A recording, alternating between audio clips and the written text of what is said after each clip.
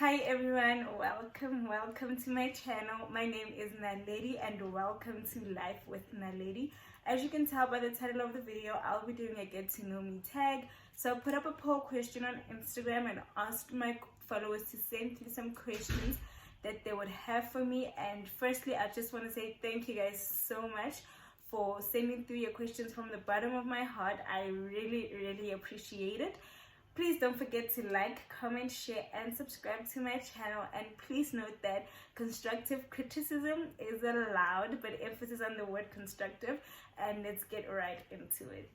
Okay, I've grouped my questions. So I'm going to first start by answering questions such as what is your name, how old are you, when were you born, where were you born, where do you currently reside, a little bit about my education journey from primary to current, as well as what is it that I do for a living and what did I do in university and did I enjoy it. So firstly, my name is Kikantswena Lady Sifularo and I was born on the 28th of August 1998. So I am currently 22 years of age. I was born in Pretoria and I currently reside in Pretoria. I've been in Pretoria for most of my life, like 98%, taking away the time I spent in university. 98% I've been in Pretoria and the other 2% I resided in Northern Cape. And yeah, for primary I went to GNS, which is General Nicholas Smith in Hercules, from the first grade up until first quarter, 5th grade. And then from 5th grade, 2nd quarter, up until the end of 6th grade, I was in Northern Cape in Kuman Christian Academy, KCA. And for 7th grade, my parents moved to Nelspruit, so I moved back to Pretoria and stayed with my grandparents, and I went back to my old school. For high school, I went to Prestige College in Hammanskraal, and that's also where I matriculated. And then after high school, I went to the Northwest University in Mafikeng for 3 years, and currently I'm doing my honors, my BCom honors at UNISA, and I currently live at home. So I'm currently unemployed. So I'm focusing on my honors for now until I get a job offer and everything. But yeah, I'm currently unemployed and focusing on my honors. And I did, in Mafikeng, I did BCom Transport Economics. I really did enjoy it, to be honest. Obviously, there's going to be like some challenging modules. For me, it was economics, but I was very content. I was very happy with the marks that I would get each and every term. I didn't mind my economics mark being in the 60s. So yeah, besides that, that was the only module that was a bit of a hassle for me, a bit challenging, but I got through it. So I did enjoy my degree, and as I stated, I'm currently doing logistics, and my BCom honors in logistics, and I'm also enjoying that. Transport economics and logistics are similar, but they do have their differences. So now I'll be answering questions such as am I an introvert or an extrovert? What's one meal that I would eat for the rest of my life, and what is my least favorite feature, as well as what inspires me to post on Instagram, my top 5 favorite sneakers, as well as if I would live in the United Kingdom, where and why would I live there.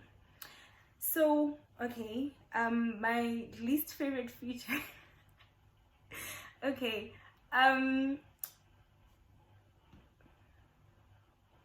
I don't know if it's focusing or not, but this, guys, I have very short and chubby phalanges. I have very chubby phalanges. Besides that, it's only that. Like, I mean, they're better when my nails are done. When my nails are not done, it's just something else. But yeah, that's my least favorite feature.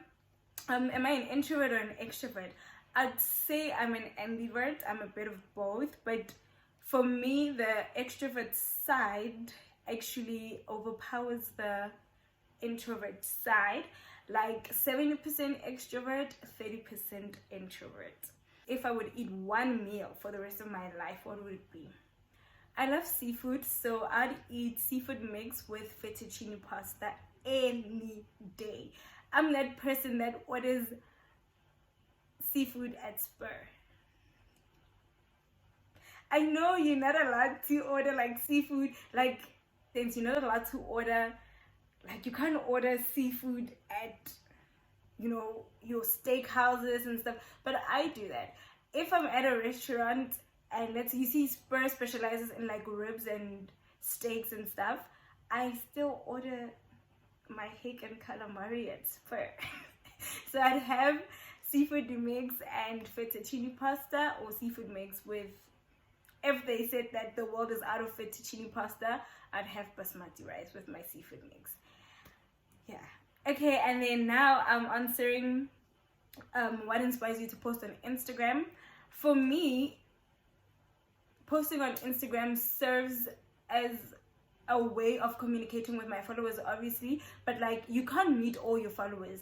So for me, they kind of, whatever I post gives them intel into my life, into what I like, what I dislike, and mostly I like fashion. I like fashion and I like hair and stuff, so they can tell that, okay, you know, this person likes this kind of fashion, this is the fashion trend that this person follows, and this is something that would spark an interest in her and everything. So it serves as somehow communication between me and my followers that I am never, some of them I'm never, okay, some of them obviously I've met, but then some of them I'm never ever going to meet. So it's like a way for them to get to know me better. Obviously there are limitations, there are things that I do not post, but the bare minimum that I post, they can tell the type of person that I am.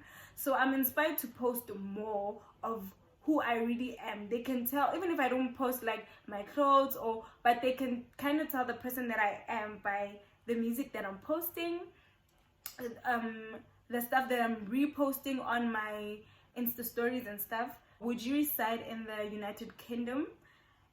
If yes, then where? Hi. I wouldn't. No, I wouldn't. I don't want to lie, I wouldn't. I mean, maybe this whole perspective would change, not even 10 years from now, let's say 20 years from now.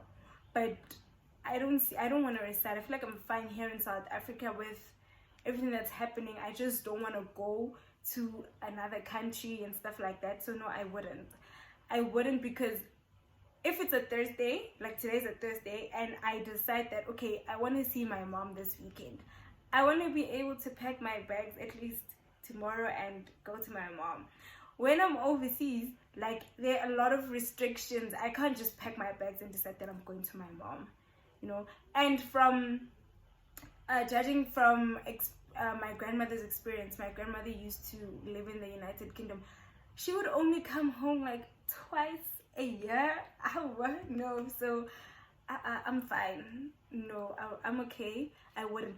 But if maybe if I could really stay anywhere abroad, I would stay in Barcelona. I'd move to Barcelona, Spain, just so I can bump into Messi. I don't know if people there bump into Messi, but I hope that they do. I mean, yeah, I'd only move to Barcelona just to bump into Messi. I mean, I hope they bump into him, but yeah.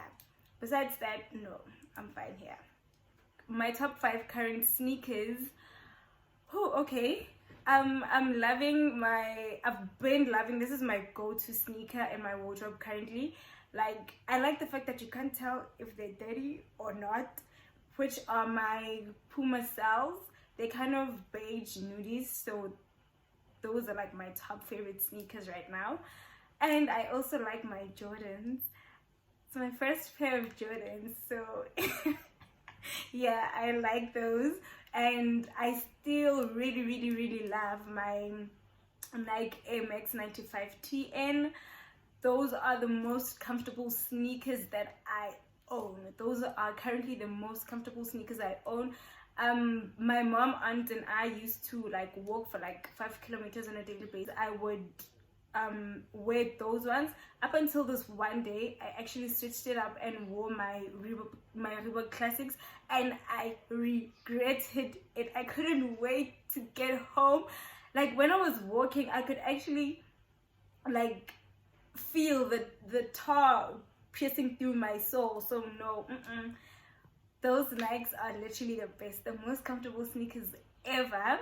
And then I currently discovered these other All Stars. Oh my goodness, they have like it's like a chunky sneaker with a thick sole and stuff. I really like it. They're very versatile, and I'd really love to own a pair.